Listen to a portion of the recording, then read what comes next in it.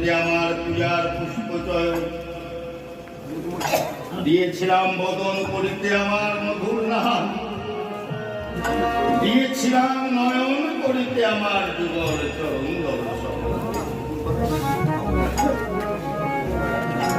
ঘাটের মাঝি প্রাণ গোবিন্দ সম্বন্ধ যার নাই,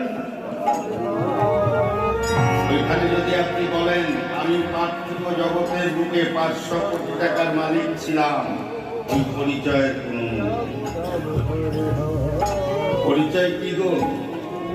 তুমি কতটুকু করেছ সাধু সঙ্গ বৈষ্ণবের সঙ্গ, কতটুকু করেছ